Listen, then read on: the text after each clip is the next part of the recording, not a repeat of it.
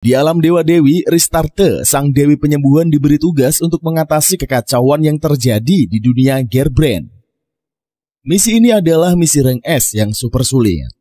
Tetapi karena reputasi Ristarte ini atau biasa disebut Rista, maka dewi ini dipilih untuk mengatasi tugas. Rista sendiri sudah sering mengatasi masalah dari berbagai dunia manusia.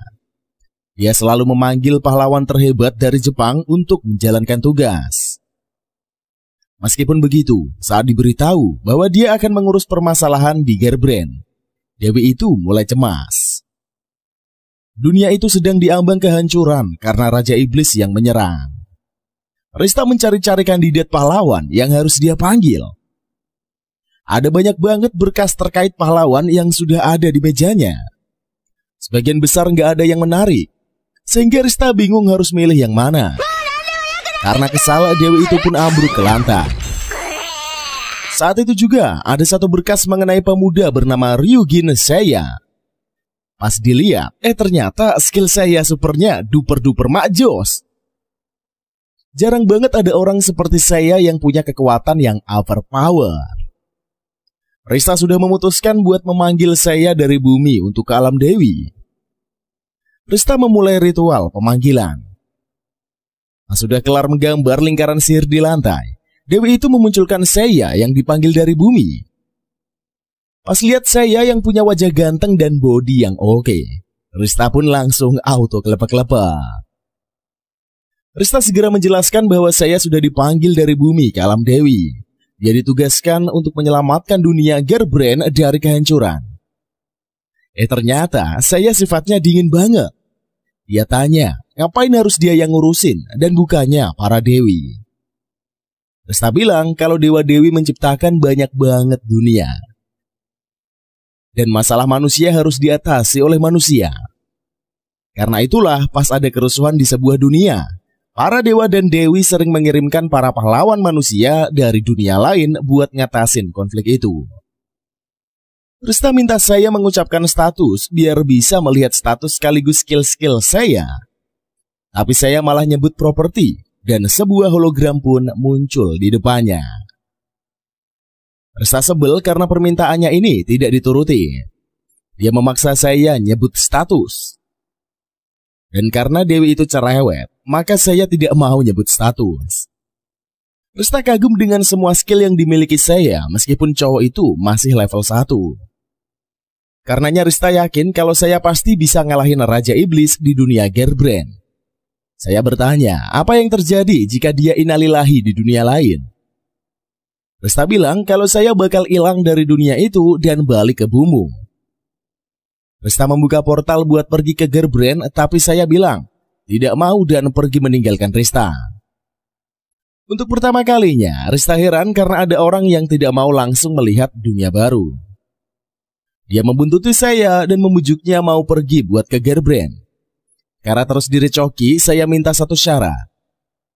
Dia membuka kaosnya dan Rista langsung membayangkan mereka bakal mantap-mantap. Tetapi ternyata saya malah push up. Dia bilang minimal harus mempersiapkan dirinya sendiri untuk berhati-hati. Saat itu juga, Rista sadar tidak mengecek hal yang paling penting pada berkas para calon pahlawan. Yaitu adalah soal kepribadian. Rista pergi meninggalkan ruangan itu. Ia menemui dewi lain yang bernama Arya. Rista curhat soal kepribadian saya yang super nyebelin. Saat itulah Arya memberi wejangan-wejangan ala besti gitulah cuy. Setelah diberikan ceramah, Rista bergegas kembali ke ruangan. Lihat saya yang lagi sit up. Rista salfok sama body kekar saya yang super aji. Setelahnya Rista nawarin saya onigiri yang udah dia buat. Rista juga menyulap ruangan itu menjadi kamar yang sangat proper untuk ditinggali. Rista bilang kalau push up, sit up, dan olahraga semacamnya gak bakal ningkatin status secara drastis. Karenanya saya bodoh amat, Rista pun ngacir pergi dari ruangan itu. Setiap hari Rista naruh makanan di depan ruangan saya berada. Beberapa hari berlalu dan saya belum juga ada kabar. Sampai pas udah lama banget, akhirnya Rista ketemu lagi sama saya. Tidak taunya saya udah naik level sampai ke 15. Cuma pakai latihan biasa aja, saya bisa naik level secepat itu. Setelah siap-siap, Rista pun membuka pintu menuju ke dunia Gerbrandt. Mereka pergi dulu ke kota Edona buat beli perlengkapan. Di kota itulah saya minta dibeliin zirah super keren, ramuan yang ajib, dan masih banyak lagi. Pas jalan-jalan di luar kota, mereka ketemu sama monster slime yang gak ada bahaya-bahayanya cuy.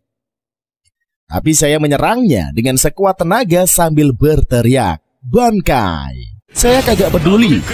Dia menghajar terus monster slime itu. Rista bilang tidak perlu menghajar slime itu karena berlebihan. Karena pasti slime tadi udah modiar di serangan pertama. Tapi saya nggak mau meremehkan si musuh. Meski lawannya kelihatan lemah, tapi dia harus mastiin kalau musuhnya ini benar-benar udah innalillahi. Setelah digebuk pedang, diobong api, disambar geledek, dan dihajar jurus-jurus lain, akhirnya saya yakin kalau slime itu udah modiar. Ternyata slime ini beneran udah mampus dari tadi. Rista ngomel-ngomel kagak jelas, tapi saya nggak peduli. Tidak lama setelahnya perempuan misterius ini muncul. Dia sangat tertarik dengan saya yang memiliki kekuatan hebat. Perempuan itu memperkenalkan dirinya. Ternyata dia adalah Chaos Machina.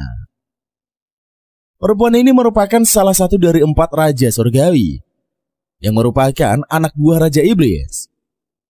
Dia pamer kekuatan dengan bisa membelah batu pakai sekali tebasan. Setelahnya, Chaos mengeluarkan energi super dahsyat yang membuat aura berubah menjadi kelam. Pas Rista ngecek status perempuan itu, dia kena mental. Karena level Chaos udah 60-an. Bukannya gelut dengan gagah berani, saya malah kabur. Tidak mau ditinggal sendirian, Rista ikut-ikutan kabur kayak saya. Chaos malah menganggap saya makin menarik. Kemudian ia bergegas mengejarnya. Pas lari kocar kacir, saya langsung berhenti dan melemparkan bom asap.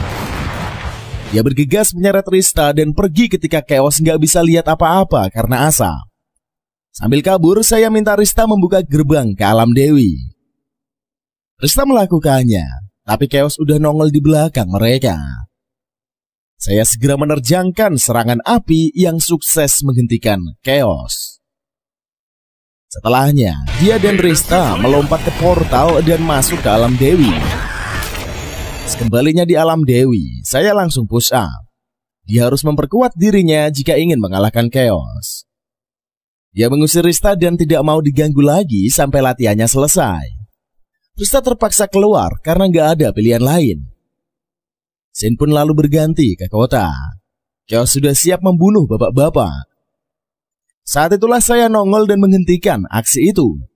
Mereka gelut dan Chaos mengetahui jika saya udah naik level. Karena tertarik, Chaos berubah menjadi mbak-mbak berotot. Pas Rista ngecek level dan semua skillnya, dia shock karena angkanya meningkat dengan drastis. Chaos maju dan menyerang saya dengan brutal. Namun semua serangan saya ini berhasil dihindari saya dengan baik. Karena saya super duper gesit, maka Chaos memutuskan untuk menggunakan cara lain. Dia melukai perutnya sendiri dan modiar. Dari celah luka di perutnya, wujud asli Chaos keluar. Dia adalah monster jumbo super besar dan ganas banget. Dia mengejar saya dengan sekali serangan. Ternyata cuy, saya bisa menahan serangan itu dengan mudahnya. Pas Rista ngecek level saya, ternyata saya udah melindunginya dengan level palsu. Kekuatan aslinya digembok dan tidak ditunjukin. Setelah mencoba membuka gembok dan berhasil, Rista shock karena level saya ternyata udah sampai 37.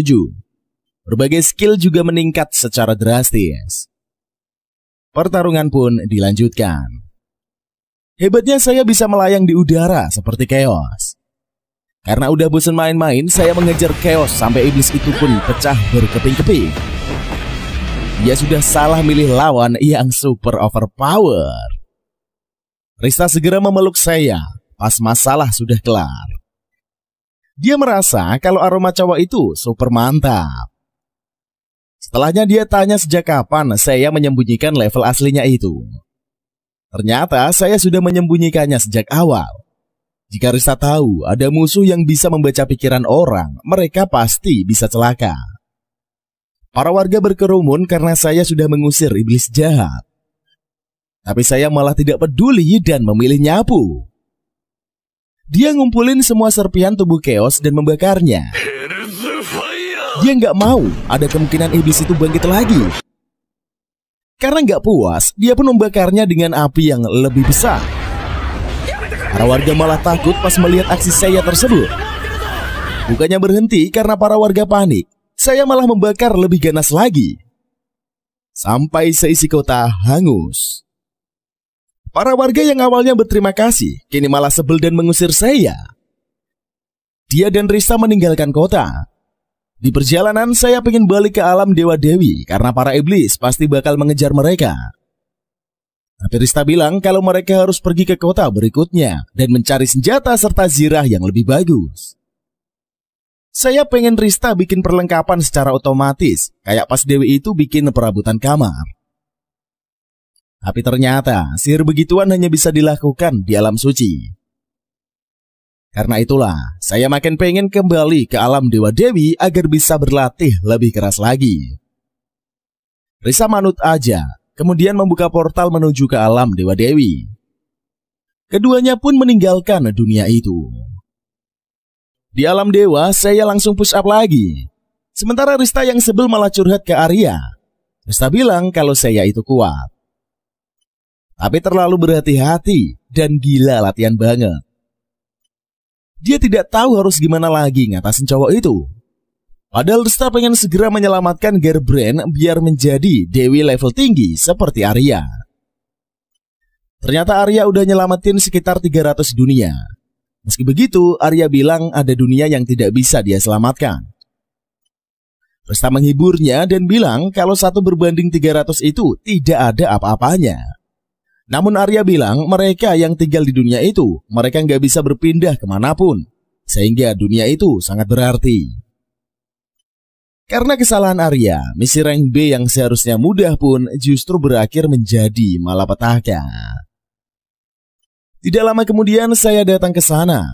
Dia sebel karena levelnya tidak naik meski sudah latihan keras. Ternyata latihan sendiri juga ada batasannya. Rista pun langsung nyaranin saya buat terjun langsung ke pertarungan Gerbrand. Tapi saya bilang itu terlalu beresiko.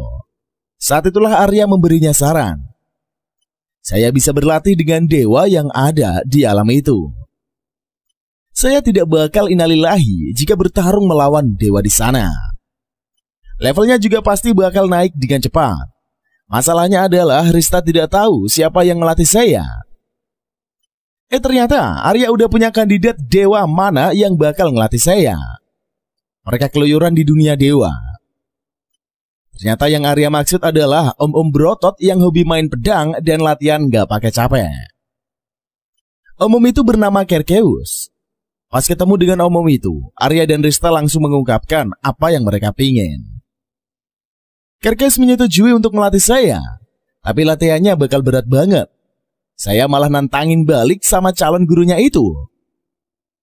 Mereka pun segera memulai latihan. Mereka beradu serangan pedang. Kerkeus kaget karena saya bisa mengikuti kecepatan berpedangnya. Besoknya Rista pergi menemui Cerceus yang lagi makan di kantin. Dia tanya gimana latihan dari saya.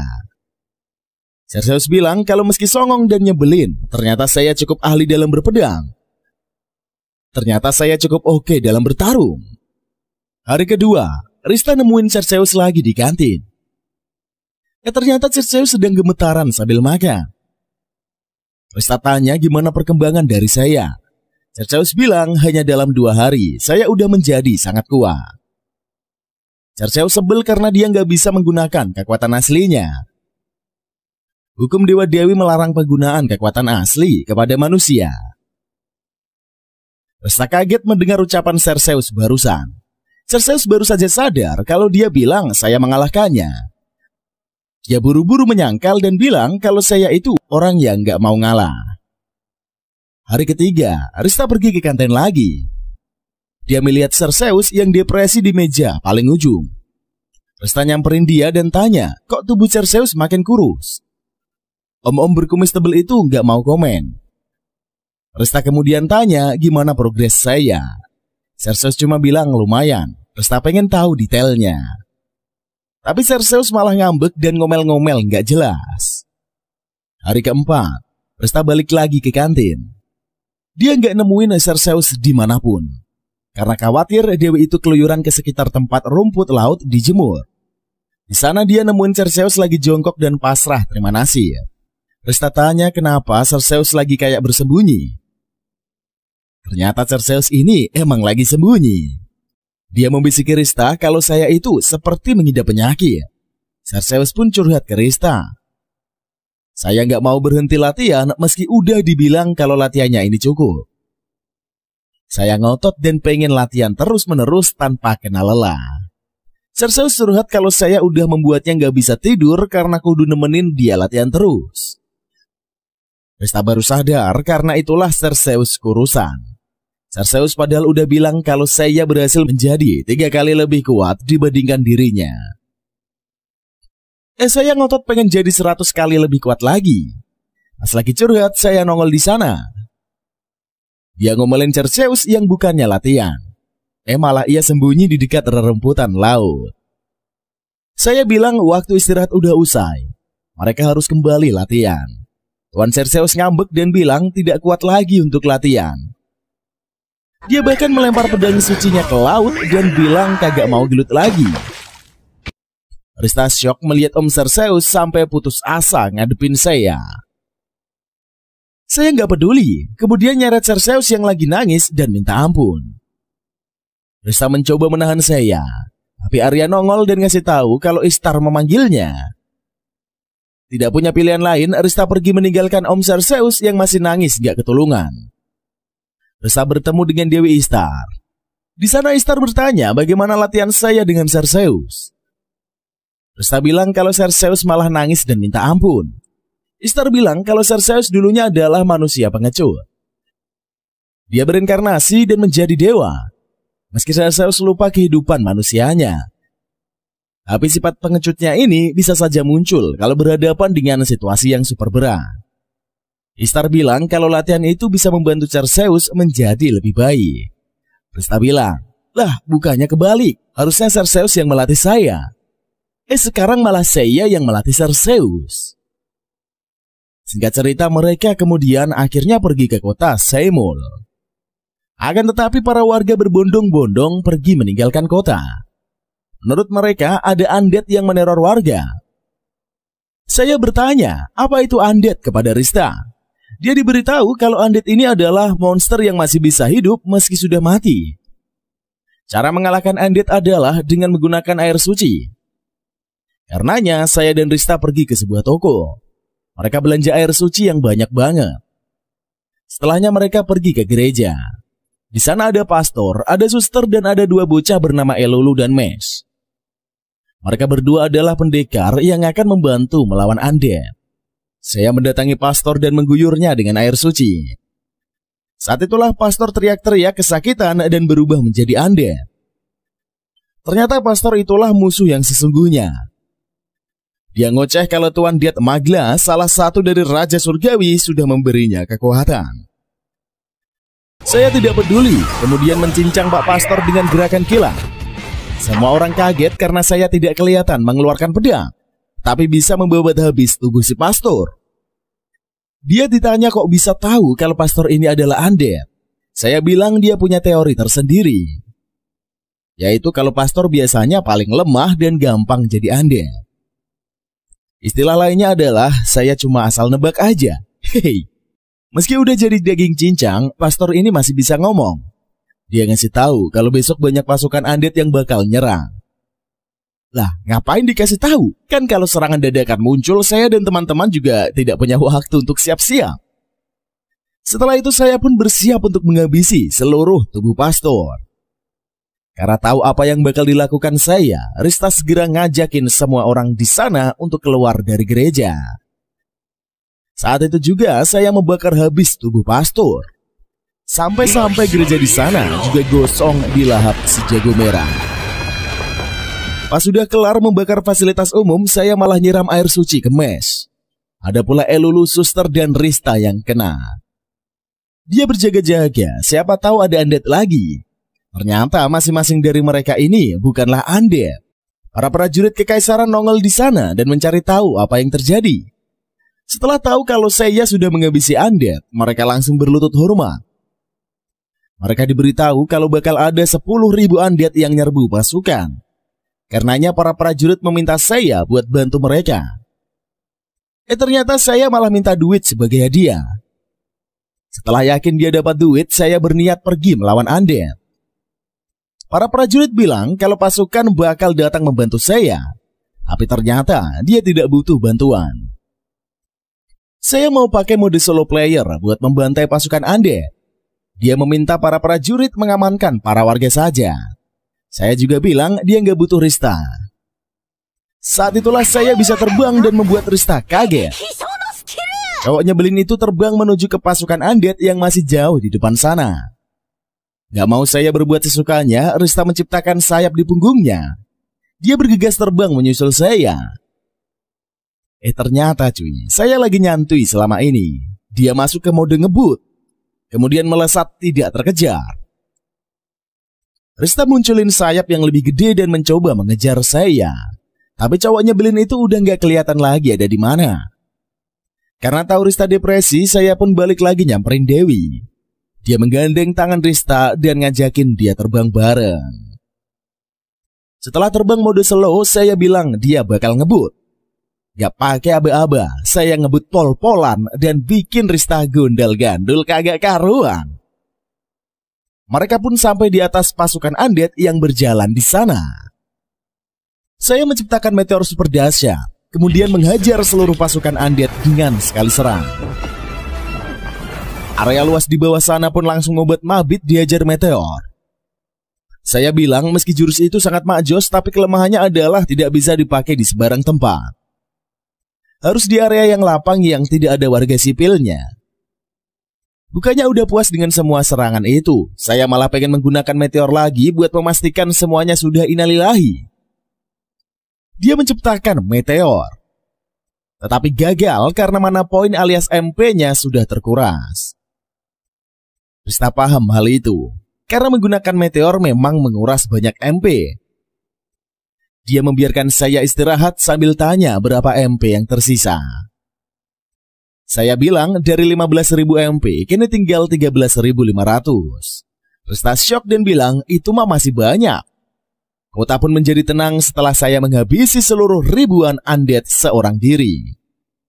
Sementara Elulu tidak bisa nemuin Mesh di mana-mana. Rizka dan Elulu pergi ke kamar saya. Ternyata saya baru saja keluar menciptakan pedang sakti. Tidak lama kemudian, bapak-bapak nongol dan membawakan paket buat saya. Paket itu cukup mencurigakan karena saya tidak belanja online sama sekali. Pas Rista buka, ternyata paket itu isinya cermin yang gede banget. Rista pun berpose sok cakep di depan cermin. Dan mendadak cermin itu menunjukkan pantulan dari tempat yang jauh. Di sana, Mesh sedang disekap di sebuah kursi. Ia disiksa habis-habisan oleh sosok bernama Det Magla. Ternyata Det Magla ini tidak ikut berangkat bersama 10.000 undead yang ia ciptakan. Dia berkata bakal membunuh Mesh tepat di depan saya dan yang lainnya. Saya meminta Rista segera membuka portal ke alam dewa. Setelahnya saya menebaskan pedangnya ke cermin. Dan secara mengejutkan, pedang itu bisa menebas tangan Det Magla. Saat Det Magla kesakitan dan syok, saya bersama Rista meluncur ke alam dewa. Saya bilang Det Magla pasti bakal kesakitan selama sekitar 10 detik. Kemudian bakal membunuh Mesh. Dengan perbedaan waktu, maka di alam Dewa Dewi saya punya sekitar 15 menit untuk menemukan lokasi Det Magla dan menyelamatkan Mesh. Rista mengajak saya ketemu Dewi Agung Istar. Dengan ilmu peramalannya, Istar tahu di mana lokasi Det Magla berada. Setelahnya Istar membuka portal menuju lokasi tersebut. Saya segera meluncur ke sana dan menghajar Det Magla sampai terpental jauh. Sementara itu Rista segera membebaskan Mesh dan mengobatinya. Celakanya, Detmagla masih hidup setelah menerima serangan maut dari saya. Malahan dia menciptakan makhluk api hitam bernama Dark Virus untuk melawan saya. Celakanya, serangan-serangan saya tidak mempan menghadapi Dark Virus. Detmagla ngoceh tentang eksperimennya menciptakan Dark Virus. Dia sudah menggabungkan berbagai elemen untuk menyempurnakan Dark Virus. Pas Rista ngecek level Dark Virus, semua skill makhluk itu mentok level maksimal. Detmagla bilang kalau cuma serangan fisik dan sihir es yang bisa ngalahin Dark Virus. Lah, kok malah dikasih tahu kelemahannya, ini gimana cuy? Rista pun merasa situasi ini tidak menguntungkan karena saya pengguna sihir api. Tapi saya tidak gentar, dia maju dan mengajar Dark Virus dengan tinjunya. Dan secara mengejutkan saya bisa menggunakan sihir es. Ia pun membekukan Dark Virus. Ternyata saya udah bikin gelang ajaib yang bisa menciptakan sihir es secara instan. Tidak cuma gelang es, dia juga udah bikin gelang lain yang punya elemen sihir yang berbeda-beda. Pas Dark Virus udah membeku, saya menebasnya dengan pedang sihir api. Hasilnya Dark Virus pun hancur lebur. Setelah itu saya mengejar Detmagla sampai puas. Sementara Rista dan Mes pergi meninggalkan saya. Mereka pun kembali ke penginapan. Mes dan Elulu bergegas sujud di depan saya dan meminta dijadikan murid. Saya bakal menjadikan dua bocil itu sebagai tukang panggul. Setelahnya Mes menyarankan agar mereka pergi ke sarang naga.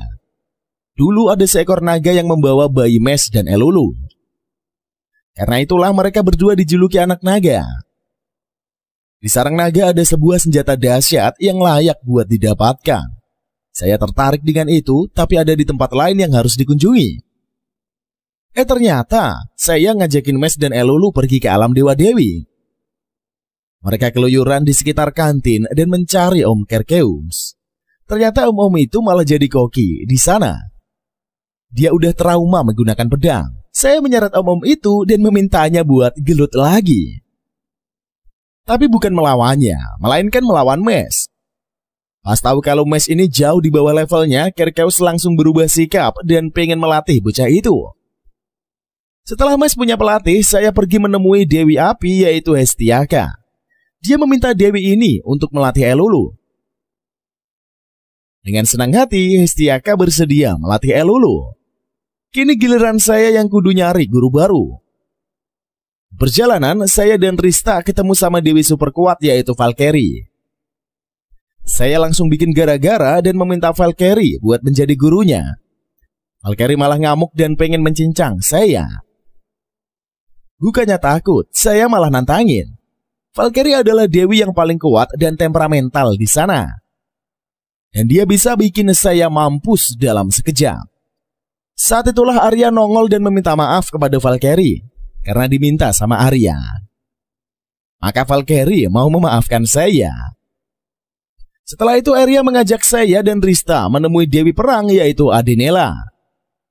Dewi itulah yang direkomendasikan Arya untuk menjadi lawan berlatih untuk saya. Namun ternyata Adenela adalah dewi yang aneh yang sikapnya tidak seperti Dewi. Saya bahkan terang-terangan bilang, idih, aneh banget.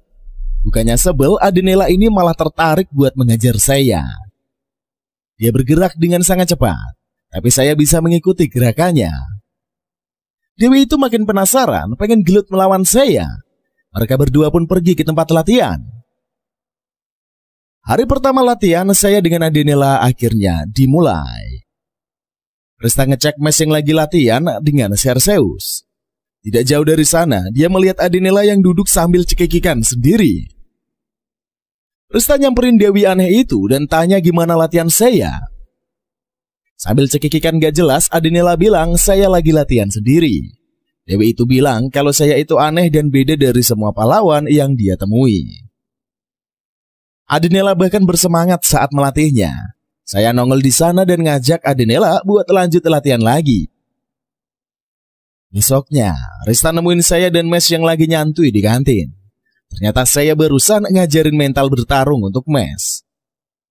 Karena Rista nongol, saya auto pergi mencari Adenela. Rista bertanya ke Mes apa yang diajarkan saya. Ternyata saya meminta Mes untuk selalu curiga kepada siapapun. Bahkan saya bilang kalau dia belum percaya sama Mes. Rista stres karena bakal nambah satu orang lagi yang curigaan kayak saya. Hari ketiga latihan, Rista melihat Mes yang udah menyentuh level yang lebih tinggi. Rista mikir kalau Cerseus ini memang bakat jadi pak guru. Setelahnya dia menemui Elulu. Pas dicek, level Elulu ini tidak bertambah banyak. Rista ngobrol sama Hestiaka dan dikasih tahu kalau Elulu tidak punya sihir api. Bakal sia-sia saja kalau terus memaksakan latihan.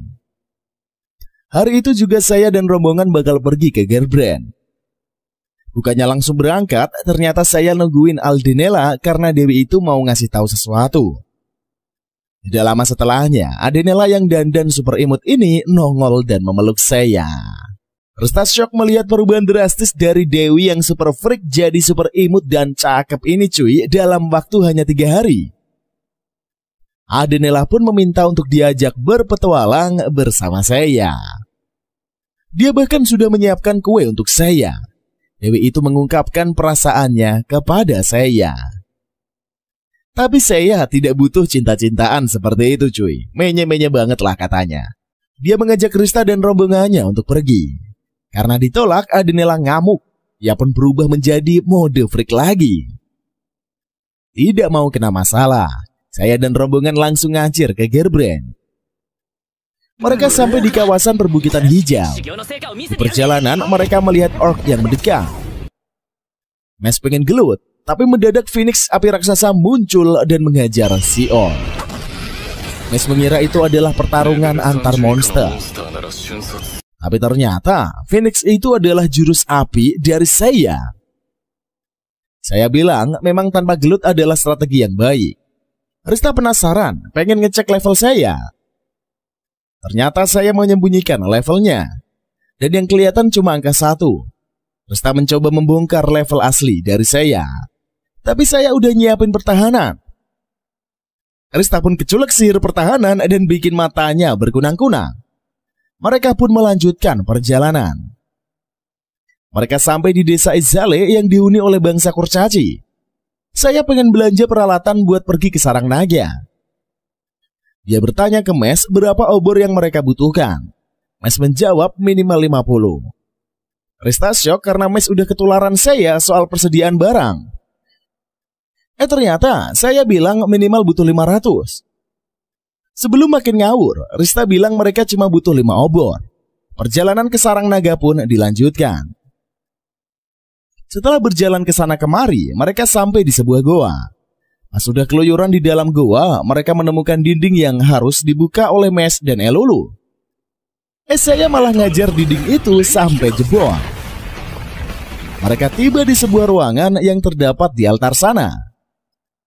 Sebuah suara terdengar dari altar dan menyambut kedatangan mereka. Pemilik suara berkata bahwa di atas altar ada lingkaran sihir. Melalui lingkaran sihir itulah, saya dan rombongannya bakal diteleportasikan ke negeri para keturunan naga. Di sanalah saya akan membuat Exhasion, yaitu senjata terkuat. Saya tidak mau percaya begitu saja. Dia mengambil kadal dan meletakkannya di atas lingkaran sihir. Kadal itu hilang. Si pemilik suara heran kok ada kadal yang dikirimkan. Setelah merasa lingkaran sihir itu aman, saya dan rombongannya langsung naik ke altar dan diteleportasikan ke negeri naga. Mereka bertemu dengan Lagos, seorang keturunan naga yang tubuhnya menjadi lebih mirip kadal. Lagos membawa mereka berkeliling negeri naga untuk bertemu dengan ratu mereka yaitu Leviae. Mes bertanya apa maksud dari ucapan Leviae. Ratu para naga menjelaskan bahwa pedang suci Ignatian hanya akan tercipta dari pengorbanan gadis keturunan naga yang berwujud manusia. Jika tidak menggunakan senjata itu, maka Raja Iblis tidak akan bisa dikalahkan. Saat ini Raja Iblis sudah menguasai 70% dari seluruh dunia. Jika ingin menyelamatkan Gerbrand, maka jalan satu-satunya adalah mengalahkan Raja Iblis. Dan cara mengalahkan Raja Iblis hanya dengan menggunakan Exhasion. Meski tampak kejam, Leviae justru iri kepada Elulu karena berperan penting untuk keselamatan dunia. Upacara pengorbanan Elulu akan dilakukan nanti malam, sehingga Elulu bisa menikmati masa-masa terakhirnya. Saya dan rombongan pergi meninggalkan istana. Di perjalanan Elulu nampak murung. Mes bertanya apa yang Elulu inginkan. Tapi gadis itu berkata dia akan berkorban demi keselamatan dunia. Resta sendiri bimbang tentang apa yang harus dilakukan. Dia bertanya ke saya, tapi si cowok aneh ini malah udah ngilang. Ternyata saya lagi nemuin pedagang buat belanja barang yang tidak ada di benua manusia. Dia belanja ramuan yang bisa meningkatkan kecepatan. Rista ngomeli saya karena mereka lagi di kondisi yang genting. Malah saya asik belanja. Saya berkata bahwa semuanya udah jelas. Mereka tidak perlu melakukan apa-apa lagi. Meski nampak ingin menangis, Elulu menyetujui ucapan itu. Kemudian ia berlari meninggalkan rombongan. Malamnya pesta pun diadakan. Sebelum ritual pedang suci, saya dan rombongan dijamu untuk makan-makan. Setelah persiapan kelar, Elulu yang udah ganti baju pun dibawa ke sana. Elulu bakal nyemplung ke jurang naga. Tubuhnya akan dileburkan untuk menciptakan pedang suci. Karena Elulu ragu-ragu, para manusia naga malah mendorong-dorongnya dengan kasar. Saat itulah saya nongol dan mengejar para manusia naga. Dia bilang kalau Elulu adalah tukang panggulnya. Jadi gadis itu jadi pedang. Jadi jika gadis itu jadi pedang, mana bisa dia memanggul bawaan? Saya bahkan gak terlalu yakin kalau Exhaustion ini bisa mengalahkan Raja Iblis. Risa setuju dan bilang mereka bakal nyari cara lain mengalahkan Raja Iblis tanpa Exhaustion. Leviai mengamuk dan maju menghadapi saya. Sementara itu Rista dan Mes ambruk karena keracunan makanan.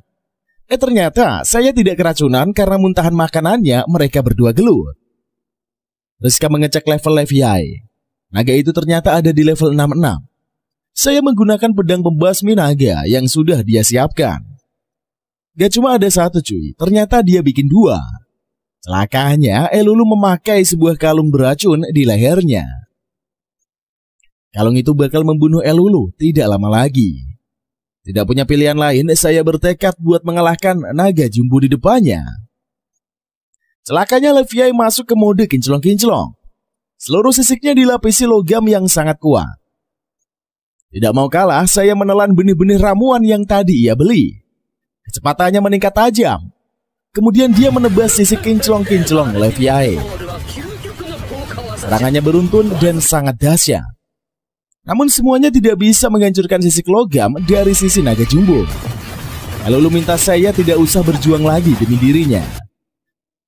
Tapi saya ngotot dan menerjangkan serangannya tanpa kena lelah. Dia bilang kalau Elulu adalah tukang angkutnya yang berharga. Mendengar itu, Elulu menangis haru. Tapi Leviai masih pede aja dia tidak terkalahkan. Saat itulah saya memberitahu keadaan si naga jumbo. Ternyata saya menyerang beruntun sambil terus mendorong Leviai mundur. Si naga jumbo saat ini berada tepat di ujung jurang. Saya meminta Leviai mencabut kutukan di kalung Elulu, atau naga itu bakal nyebur ke jurang. Pas di detik-detik terakhir Leviai menyerah, ia bakal mencabut ilmunya. Saya berhenti menyerang, tapi ternyata Leviai cuma ngibul. Yang dia cabut adalah sisi kinclong-kinclongnya. Leviai nyemburin nafas panasnya buat menghabisi saya. Sambil dikibulin, saya melancarkan serangan sehingga nafas Leviai ambyar kemana-mana. Dan naga jumbo itu terlempar dari daratan. Ternyata Leviai masih punya sayap buat terbang. Hasilnya Leviai pun terjun bebas ke dalam jurang yang ujungnya tidak kelihatan. Saat itu juga kutukan di kalung Elulu pun musnah. Saya dan teman-temannya yang sudah terbebas dari racun ngumpul. Tidak lama kemudian sebuah pedang sakti muncul dari dasar jurang. Ternyata tubuh Leviai ini sudah diubah menjadi pedang. Saya mengambil pedang itu. Seperti legenda pedang sakti, Exhaustion bakal sempurna jika mendapatkan darah dari gadis keturunan naga yang berwujud manusia. Karena itulah saya menggores lengan Elulu sehingga darahnya ngalir ke pedang Exhaustion. Setelah itu pedang sakti di tangan saya berubah menjadi kinclong dan membuat semua orang di sana kagum. tugas para keturunan naga akhirnya selesai. Saya membubarkan pertemuan ini karena Exhaustion sudah didapatkan. Setelahnya saya dan rombongan pergi menggunakan lingkaran sihir untuk kembali ke tempat mereka yang didatangi tadi. Mas dan Elolo pergi duluan menyusuri goa. Sementara Rista mau mengobrol dengan saya. Rista tahu kalau pedang yang muncul tadi bukanlah Exhaustion. Saya mengakuinya. Dia memalsukan pedang itu agar bisa mendapatkan kepercayaan diri dari keturunan naga. Urusan Raja Iblis seperti kata Rista, saya yakin ada cara lain untuk mengalahkannya. Mereka berdua menyusul Mes dan Elolo. Di depan pintu gua, saya dan rombongan terkejut karena sudah ada sekumpulan prajurit yang menunggu mereka. Di tempat lain, Raja Iblis sudah selesai mempersiapkan apa yang menjadi tujuannya. Dia akan segera beraksi menjalankan rencana jahatnya. Saya kembali ke daratan, kemudian ia membasmi ribuan lalat jumbo yang tersisa dengan panahnya. Dia meminta Mes mengumpulkan semua mayat lalat jumbo. Setelah terkumpul, saya membakar habis semuanya. Rosalie berterima kasih atas bantuan itu. Cewek itu berkata ada zirah legendaris di sebuah desa yang dipakai saya untuk melawan Raja Iblis. Saya dan rombongannya pergi ke desa tersebut. Celakanya, desa itu udah remuk. Ada monster-monster raksasa yang bernama Adamonotais yang mengamuk. Monster ini dipanggil dari dunia lain oleh bapak-bapak bernama Kilkapul. Ternyata dia ini adalah salah satu dari Raja Surgawi. Setelahnya, Kilkapul meminta Adamantois meludahkan apa yang sudah dikunyah monster itu. Ternyata yang dimuntahin Adamantois ini cuy adalah zirah legendaris yang dicari-cari saya. Zirah itu udah jadi kaleng rombeng dan tidak ada fungsinya lagi. Kilkapul menghilangkan Adamantois. Setelahnya dia melakukan ritual pengorbanan diri untuk memanggil dewa kematian yaitu Korsget Thanatos. Wujud mengerikan muncul di sana. Sosok itu tidak bisa dikalahkan. Saya dan rombongannya terpaksa kabur ke alam dewa dewi. Celakanya, Thanatos bisa masuk ke alam itu. Dewa-dewi gempar dan mencoba menghabisi Thanatos. Saya dan rombongannya pergi menjauhi Thanatos. Sementara para dewa-dewi melawan Thanatos. Celakanya semua dewa-dewi langsung mutiar dibantai Thanatos. Tidak punya pilihan lain, saya pun memancing Thanatos ke tempat dewi terkuat di alam itu. Saya pergi ke tempat Valkyrie yang lagi ngelukis. Thanatos nongol dan bikin lukisan Valkyrie makin ambiar. Dewi itu auto mengamuk, kemudian melakukan pertarungan yang super ajib melawan Thanatos. Karena Thanatos super strong, Valkyrie pun menggunakan jurus andalannya. Dia menciptakan Valhalla Gate dan menghancurkan Thanatos. Akibatnya Valkyrie terluka parah. Untungnya dia dewi dan kagak bisa mutiar. Saya langsung mendekati Valkyrie dan minta diajarin Valhalla Gate. Setelah ngobrol selama beberapa saat, Valkyrie pun mau mengajari saya. Latihan mereka pun berlangsung sepanjang hari. Pas latihan kelar, saya dan rombongannya kembali ke dunia Gerbrand. Di sana sudah ada dua pasukan besar yang berhadapan-hadapan. Pasukan kerajaan manusia melawan pasukan iblis. Raja Surgawi terakhir yaitu Eraser Kaiser maju ke arah pasukan manusia. Dia menantang pendekar terhebat buat gelut. Seorang pendekar pedang nomor wahid yaitu Tuan Perang maju. Dia adalah bapak-bapak tua yang kayak nggak punya kekuatan keahlian bertarung. Pas duel dimulai, ternyata Tuan Perang OP abis. Dia menghabisi Eraser Kaiser tanpa kesusahan. Setelahnya Tuan Perang ini menghabisi semua pasukan musuh di depannya dengan sekali serang. Tuan Perang kembali ke barisan pasukan dan menyapa Rista sekaligus saya. Saat itulah Tuan Perang kesakitan. Tidak lama kemudian dia malah berubah menjadi bayi dan ngompol. Rosalie pun datang. Ternyata dia adalah anak dari Tuan Perang. Mereka pun segera kembali ke istana untuk mengatur rencana. Pas udah sampai di istana, hanya butuh beberapa waktu saja Tuan Perang kembali menjadi kakek-kakek. Dia mengumpulkan para petinggi untuk membahas apa yang terjadi. Karena keempat raja surgawi udah innalillahi, maka musuh selanjutnya pasti adalah Raja Iblis. Pas di tengah-tengah rapat mendadak ada kabar bahwa Raja Iblis ini sudah bergerak. Saya meluncur seorang diri untuk mengecek kejadian tersebut. Di sisi lain, Tuan Perang mengajak Rista jalan-jalan. Dia bertanya alasan Dewi bisa hidup abadi. Ternyata Rista sendiri kagak tahu. Hebatnya justru Tuan Perang yang mengetahuinya. Jiwa asli Dewi berada di tempat lain. Dewi yang keluyuran saat ini menggunakan jiwa virtual. Saat Dewi dibantai, jiwa aslinya masih ada dan gak bisa mati. Sama kayak saya ataupun pahlawan lain yang jiwa aslinya ada di dunia asal mereka. Dan ternyata Raja Iblis punya senjata yang bisa menghabisi jiwa asli dan menyerang jiwa virtual. Artinya Raja Iblis bisa membunuh Dewi maupun pahlawan. Gak taunya cuy, Tuan Perang udah menyembah Raja Iblis. Dia juga udah dikasih senjata pembasmi Dewi. Dia mengambil senjata itu dan menyerang Rista. Rosalie nongol dan gak percaya ayahnya mengabdi iblis. Tidak lama kemudian saya nongol dan gelut melawan Tuan Perang. Mereka beradu pedang dan sangat dahsyat. Sampai akhirnya lengan saya terpotong. Gak taunya lengan Tuan Perang juga terpotong. Keduanya melancarkan serangan dengan tangan kosong. Akhirnya Tuan Perang berhasil dikalahkan. Rista segera menyambung tangan saya dengan sihirnya. Sementara itu Tuan Perang akhirnya innalillahi. Saya mengizinkan teman-temannya berlibur sebelum mereka bakal melawan Raja Iblis. Seharian penuh Rista, Mes, dan Elulu keluyuran di kota. Pas mereka balik ternyata saya udah bilang dia tidak bisa ditemukan dimanapun.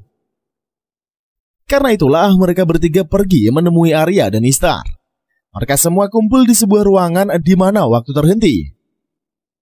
Di sana Rista tahu kalau saya pergi menyerang Raja Iblis sendirian.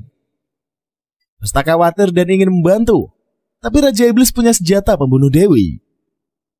Saya sudah punya berbagai jurus mematikan seperti Panas Sakti dan Valhalla Gate, sehingga bisa melawan Raja Iblis.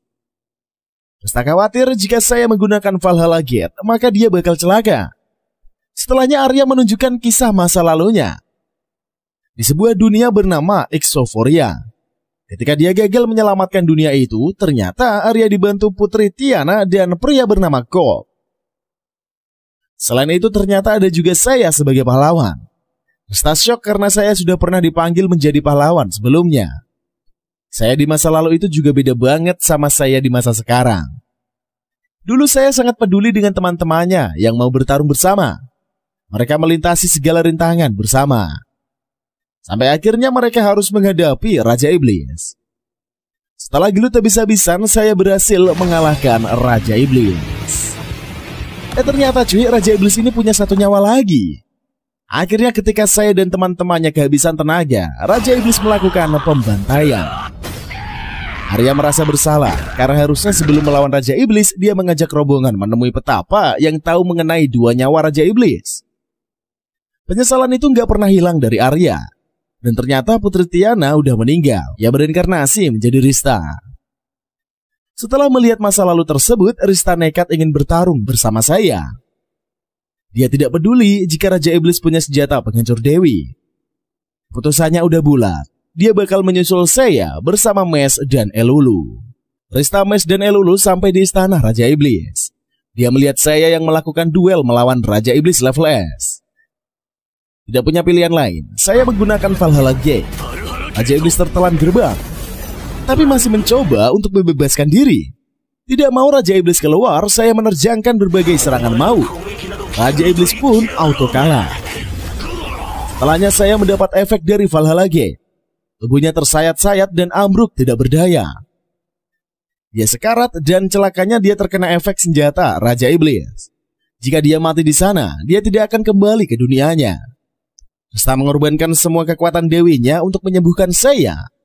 Dengan kekuatan itulah, dia berhasil menyembuhkan saya. Celakanya Raja Iblis ternyata masih hidup. Dia mencoba mendobrak keluar Valhalla Gate. Rista baru menyadari betapa kuatnya Raja Iblis rank S. Tidak mau Raja Iblis bebas, saya menciptakan Valhalla Gate baru. Dengan Valhalla Gate itulah dia menelan Valhalla Gate sebelumnya. Raja Iblis pun akhirnya benar-benar tewas. Celakanya saya tidak tertolong lagi setelah menggunakan Valhalla Gate kedua. Dia terluka parah, sementara Rista tidak bisa menyelamatkan. Tubuh saya pun melebur sirna. Beberapa waktu kemudian, Rista bersama Arya dipanggil menghadapi Ishtar. Saat bertemu Ishtar, Rista diberi misi level SS. Dia harus pergi ke Exoforia, dunia yang gagal diselamatkan oleh Arya. Misi Rista adalah mengubah dunia yang sudah dikuasai iblis menjadi dunia manusia lagi. Untuk membantu misi itu, Ishtar menyarankan Rista memanggil pahlawan lagi. Ishtar berkata bahwa saat Valhalla Gate menelan Valhalla Gate sebelumnya, efek senjata Raja Iblis juga menghilang. Artinya saya mati bukan karena senjata Raja Iblis, melainkan karena penggunaan Valhalla Gate. Ishtar pun memberikan berkas pemanggilan saya kepada Rista.